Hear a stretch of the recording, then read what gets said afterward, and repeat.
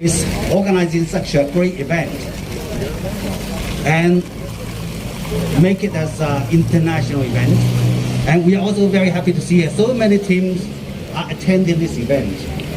And I learned that some of the teams have participated in international competition and got very good results. So we believe that the event today will be another thrilling one, another exciting event, Ambassador po ng China, mga kababayan. which will also XILIAN. play a role in promoting mutual understanding between China and the Philippines, which will promote friendship, the traditional friendship between China and the Philippines. You know, since more than 1,000 years ago, the Chinese ancestors, they came from right across the sea. They entered the Manila Bay, they entered the Pacific River, went to Binondo. Yeah, and from here, the Chinese commodity were shipped to Mexico and to Europe. So Manila was and has been very important regional and international hub to connect the East and West, to connect China and the Philippines.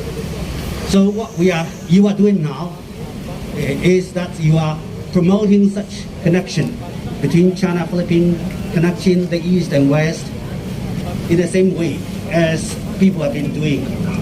So I wish to take this opportunity to wish this event a great success and wish all teams, all the Dragon Boat teams to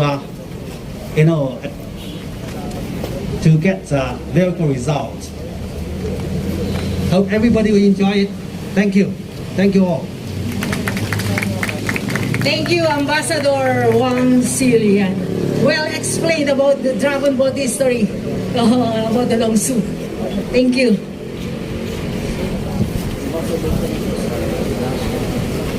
May we call Mr. Raymond C.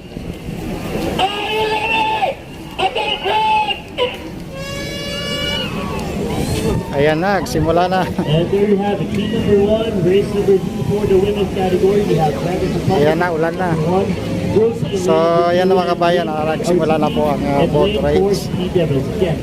Ayan, nauuna ang boat 1, no? To please form the teams that we have requested you, make them load at the access control area now. And once again, we thank you ayan, so very much. mauunahan ng boat 3. Mas mabilis yung boat 3. Ayan, nauna ang boat 3. Ayan, number 4. Ayan, nahahabol yung number 4.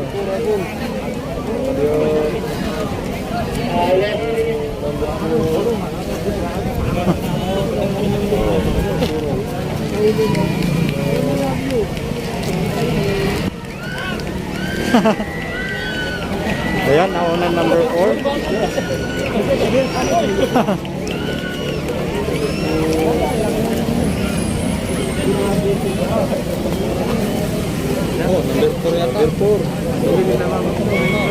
Ayan. There you have it. For the official results, I can be closer at the next secretary. Then next week will be the Filipinos versus Filipino-Chinese crew. You should be at your boats by now and on your way to the starting line. Access control, please facilitate. So yung mga kabayan, hanggang dito lang muna lang yung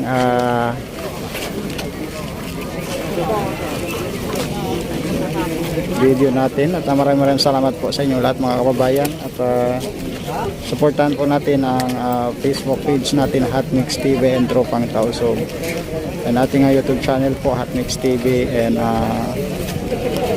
Tropang Tausog din po, no? Like and share, subscribe po tayo at pahit na din po mga kabayan ng bell button. So God bless po sa inyo lahat.